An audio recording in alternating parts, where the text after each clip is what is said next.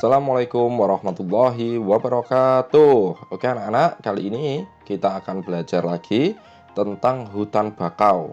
Nah, di sini Pak Guru akan menceritakan sebuah cerita di mana hutan bakau itu bisa juga kita sebut sebagai si sabuk hijau pelindung pantai. Nah, ceritanya seperti apa? Ini kita awali dari sebuah ilustrasi.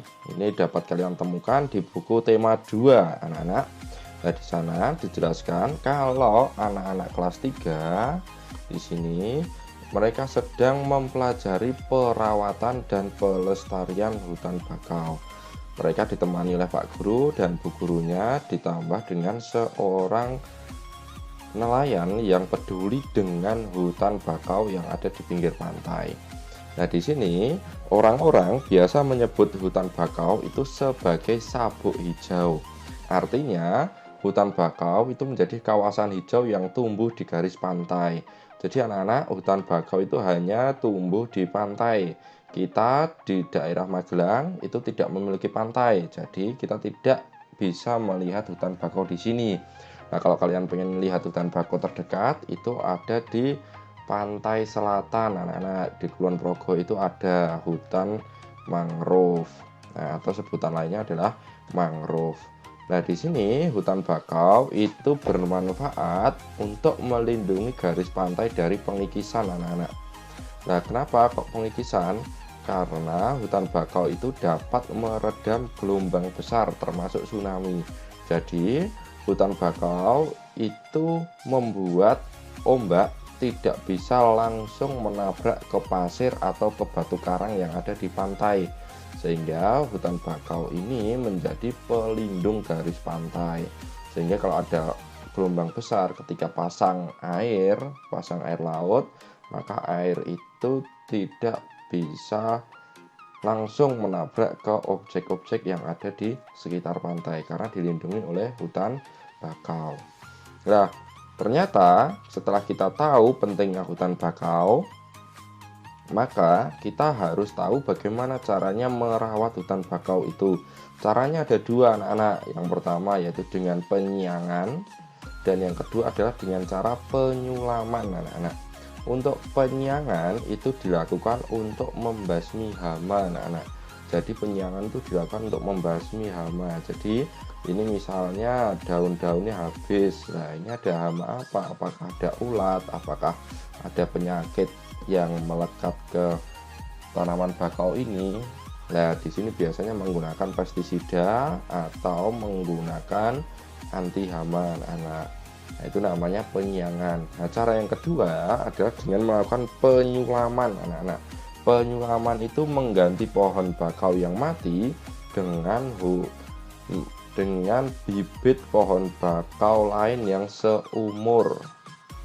Nah, tujuannya kenapa harus seumur? Ini lihat, ini bibit pohon bakau ya, ini ditanam semuanya seumuran, artinya tingginya sama.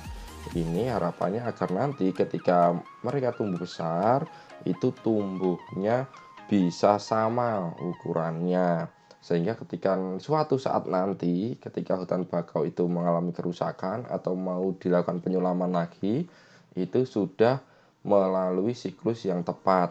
Oh, ini ukurannya sudah terlalu tinggi, ya sudah kita ganti, kita tanam dengan tanaman bakau yang lebih kecil. Nah, nanti yang lebih kecil yang ukurannya sama itu akan tumbuh bersama-sama dan berakhir menjadi tanaman bakau yang besar di mana ukurannya sama dengan tanaman bakau yang lain. Nah, ancaman bakau ternyata salah satu ancamannya adalah pada hewan yang namanya kepiting, anak-anak. Nah, kepiting di hutan bakau itu kalau di daerah Semarang namanya rajungan.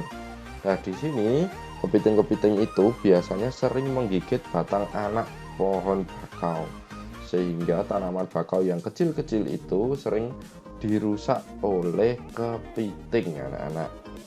Nah, tapi ada juga yang lain selain kepiting yang dapat merusak tanaman. Nah, seperti ombak atau binatang pemakan daun. Nah, tetapi yang paling banyak menyebabkan kerusakan hutan bakau sebenarnya adalah manusia. Manusia itu sering menginjak bibit atau hutan tanaman bakau yang kecil-kecil untuk mencari ikan dan kepiting. Bahkan di beberapa tempat ada hutan bakau itu yang dibabat habis untuk pengembangan wisata, atau ada juga yang dibabat habis untuk melakukan namanya reklamasi, anak-anak. Nah, di sini tugasnya anak-anak silahkan jawab 5 pertanyaan ini di buku tulismu. Kemudian nanti setelah itu masukkan ke dalam Microsoft Teams. Tapi jangan lupa difoto dulu. Di fotonya kemudian masukkan ke Microsoft Teams. Itu saja dari Pak Guru. Terima kasih. Wassalamualaikum warahmatullahi wabarakatuh.